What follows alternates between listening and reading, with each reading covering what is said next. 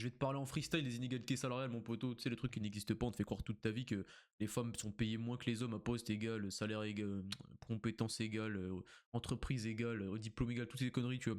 En fait, déjà, toutes ces choses, ça n'existe pas, tu vois. Je veux dire, au bout d'un moment, en fait, des diplômes sont requis pour être embauché dans une entreprise, des compétences sont requis, un certain CV, un certain background, une certaine expérience, mais la compétence égale ne pourra jamais exister. Je veux dire, tu prends deux êtres humains, ils peuvent avoir le même diplôme, le même background, la même expérience, tout ce que tu veux, tout pareil, ils peuvent pas être compétents pareil, en fait, parce que le travail, c'est une question de prendre des décisions à un moment précis, tu vois, à un moment M.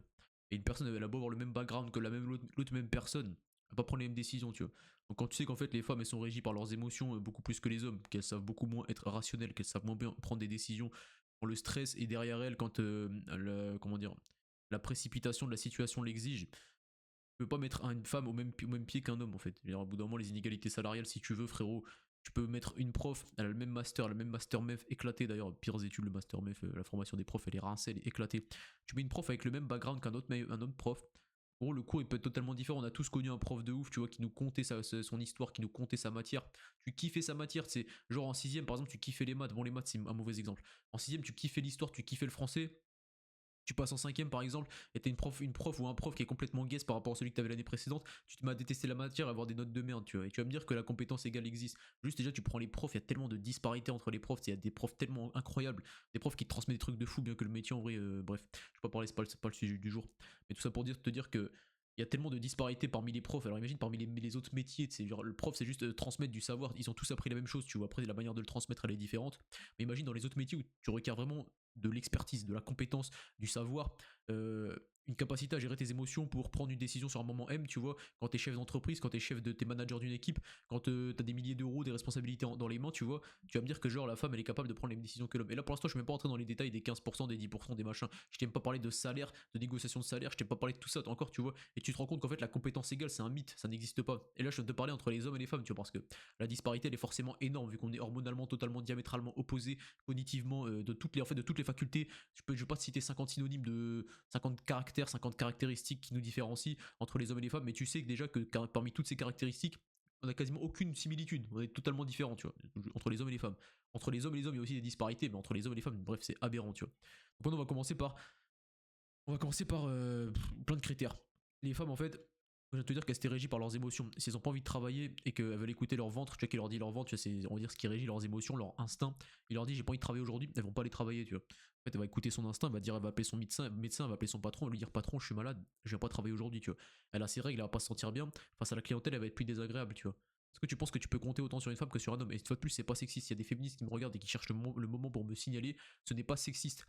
Pendant que t'as tes règles, t'as mal au ventre, t'es souffrante, t'as pas envie de travailler, pourtant tu dois y travailler parce qu'il n'y a pas de congé règle, tu vois, et bah forcément tu vas forcément être moins compétente qu'un homme. Il y a de grandes chances que tu sois moins compétente que lui, il y a plus de chances que tu sois plus facilement irritable.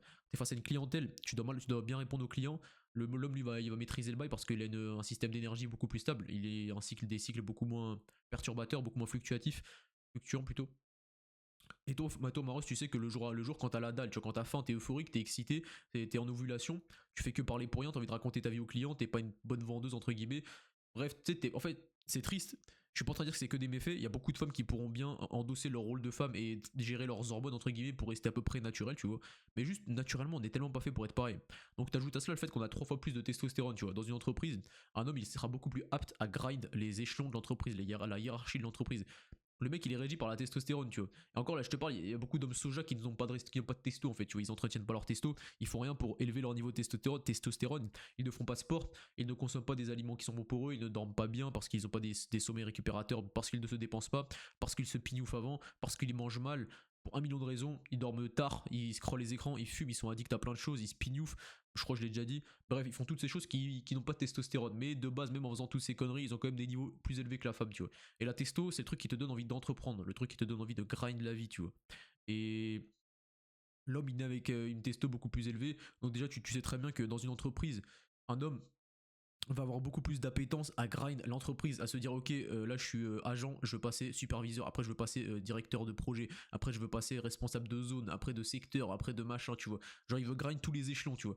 Une femme frérot elle se complaît dans son truc, tu vois, elle a pas de testo, elle a rien qui la pousse le matin à se dire putain je vais grind la vie pour trouver le meilleur mari en fait. Parce que déjà je vais revenir à ça. En fait nous, en fait une fois de plus je te le redis, on est régi par la reproduction, tu vois. L'homme lui ce qu'il veut c'est choper les meilleures femelles du monde, les meilleures femmes du monde. Et pour ça il va se donner les moyens en acquérissant sachant, en acquérant, j'ai envie de te dire, les différents statuts que sont le social, la culture, le physique et le financier, tu vois. Forcément, bah, dans l'entreprise, tu vas développer du social, tu vas développer de la culture, tu vas développer du financier. Le seul truc que tu développes pas, c'est le physique, tu vois. Donc forcément que toi tu veux gagner les échelons de ton travail parce que ça va booster tes trois capitaux qui te permettront d'avoir des femmes. Alors que les femmes, leurs capitaux c'est pas ça, leurs capitaux c'est la beauté, la paix, la sérénité, la douceur, toutes ces choses-là. C'est ça qui fait qu'un homme il sera attiré par une femme. Qu'est-ce qu'une femme va avoir envie de grind les échelons d'une entreprise alors que ça ne lui permettra pas de mieux se reproduire, de se reproduire avec des meilleurs hommes. Au contraire, elle va juste développer sa testostérone, tout ce que l'homme veut fuir, tu vois. L'homme il veut pas un deuxième homme à la maison, il veut une femme. Ça c'est logique. Donc en fait déjà juste hormonalement, testostéronement, ostrogoniquement, j'ai envie de te dire, on est tellement différents qu'on fait qu'en fait, au sein d'une entreprise, sans parler de diplôme et de compétences, on n'a pas du tout les mêmes appétences à grind les niveaux et la hiérarchie. Genre, comment tu veux que les salaires soient équivalents? Et une fois de plus, il n'y a même pas de différence de salaire. Je t'explique juste, moi je te parle de salaire moyen. Tu vois, pourquoi les hommes seront toujours mieux payés que les femmes en moyenne? C'est pour toutes ces raisons. Après, leur baratin d'inégalité salariale, ça n'existe pas. En fait, j'ai jamais vu de toute ma vie dans une même entreprise, à poste égal surtout, parce que compétences, machin, ça veut rien dire, surtout le poste égal, tu as l'intitulé du poste exact, les mêmes heures, tout ça pareil, tout pareil, une fiche de paie différente. En tout cas, je vais donner l'argument ultime que j'ai déjà entendu d'un mec qui s'appelle Stéphane Edouard, mais tout, enfin, c'est un argument évident maintenant, tu vois, maintenant que j'en suis au courant, et maintenant que tout le monde en parle. C'est de dire qu'en fait, quelle est la place de l'homme sur le marché du travail si, lorsqu'il travaille, autant qu'une femme, il est payé plus pour faire la même chose, pour produire la même chose. Quel intérêt a un employeur d'embaucher un homme plutôt qu'une femme s'il peut payer une femme pour la même chose et moins cher?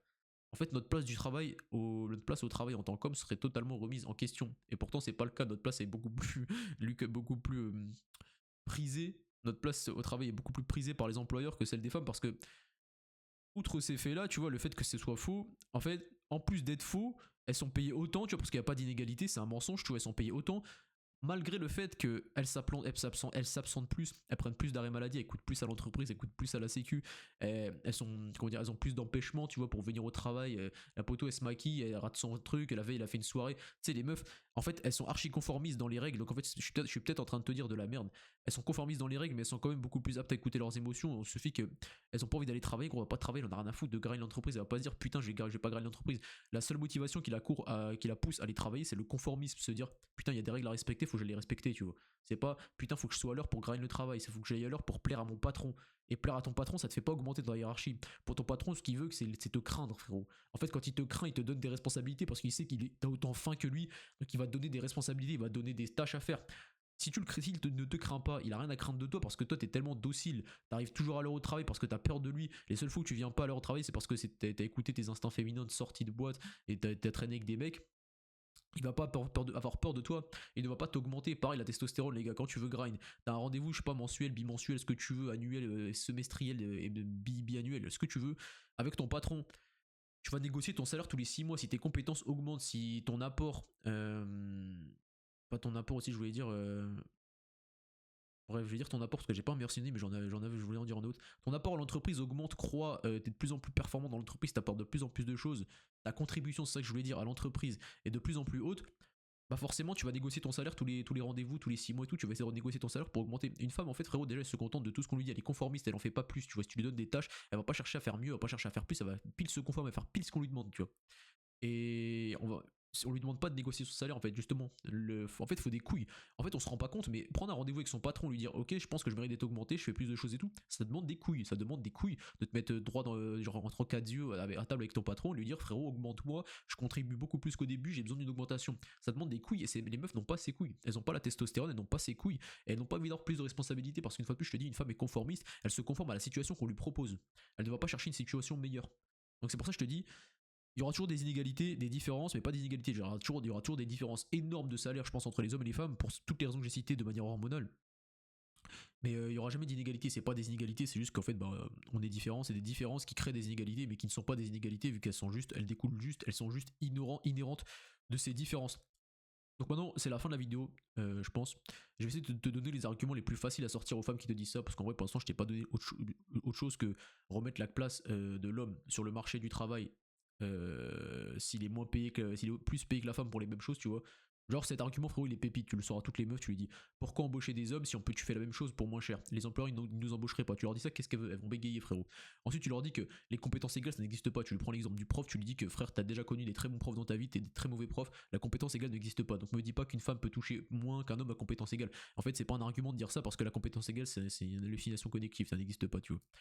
Il y a quoi d'autre? Les femmes elles prennent plus des congés maternité. En fait, le truc c'est qu'elles nient leur biologie, tu vois. Les femmes elles prennent des congés maternité, c'est normal qu'on a moins de payer. Tu risques tôt ou tard de partir pendant 3, 4, 5, 6 mois, voire plus, 9 mois de congé maternité et planter l'entreprise. Il a beaucoup moins de chances de t'embaucher. Une semaine dans le mois, t'es malade, t'as mal au ventre, tu rechines, t'es ragnagna, t'es raplapla, t'as la flemme, tu vois. Pareil, embaucher des meufs dans l'entreprise, c'est beaucoup plus de disparité, c'est beaucoup plus d'embrouille. Les meufs elles aiment trop jacter entre elles, elles aiment trop s'embrouiller, tu vois.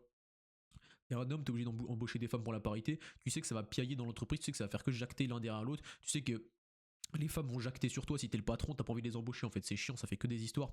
Et une fois de plus, c'est leur nature. Tu vois, je suis pas en train de dire ouais les femmes, je suis misogyne de vous, non, c'est pas vrai, je suis pas misogyne. Vive les femmes, je vous aime, maman je t'aime, ma soeur je t'aime et toutes les meufs de mon entourage je vous aime. Mais c'est votre nature, c'est comme ça, tu vois. Donc je suis pas en train de les incriminer, je suis en train de dire que la nature vous a fait ainsi. Et embaucher des femmes, c'est beaucoup plus contraignant qu'embaucher un homme. Est-ce que j'avais d'autres arguments pour toi, mon frérot? Le fait que avec congé maternité, il y a quoi? Ouais, il y a que ça. Après, ce qui est bien, c'est que ah oui, un avantage d'avoir des femmes, je viens d'y penser, il me vient à l'esprit tout de suite. Mettre des femmes dans une entreprise, ça veut dire qu'en fait, tu crées tu crées de la compétitivité entre les hommes. Tu mets des femmes parmi les hommes, ils vont toujours vouloir impressionner les meufs. Après, s'ils veulent les impressionner en faisant les kékés, en se distrayant, en tournant l'œil du travail, c'est de la merde. Par contre, s'ils veulent les impressionner en grindant la boîte, en ayant des bons résultats, là t'as jackpot frérot. T'embauches quelques meufs avec quelques mecs, tes mecs ils vont charbonner pour exploser toute ton entreprise.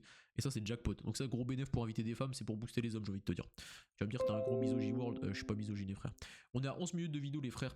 En vrai je t'ai parlé vrai, je t'ai donné pas mal d'arguments, quelques arguments, 3-4 très faciles à sortir. Je pense que je pourrais t'en faire une autre vidéo, tu sais, où je te dis les arguments que tu peux sortir à une meuf qui te dit la vie de femme c'est beaucoup plus dur que celle d'homme. Tu vois, genre il y a 1 million d'arguments en faveur des hommes, tu sais, le fait que les SDF soient tous des hommes, que le fait qu'à la barre, au tribunal, c'est toujours les femmes qui gagnent, pour la garde des enfants, pour les divorces, c'est toujours elles qui gagnent, ça dépend du juge. S'il y a les femmes, t'es finito, tu vois. Les métiers pénibles, c'est toujours les hommes, aller à la guerre, c'est toujours les hommes. Bref, j'en ai 1 million des arguments comme ça, je t'en ferai d'autres. Suis-moi, abonne-toi mon frérot, j'ai une chaîne secondaire sur laquelle je publie mes TikTok. Si t'as la flemme d'être sur TikTok, tu veux voir des shorts de ma gueule régulièrement, tu vois, de ce que je publie sur TikTok, je te mets des shorts sur YouTube. Tu t'abonnes sur mes deux chaînes, il y a tout en description, il me semble. Sinon, tu me demandes ça en commentaire. Like, abonne-toi, mon frérot. On se dit à la prochaine. Peace, mon gars.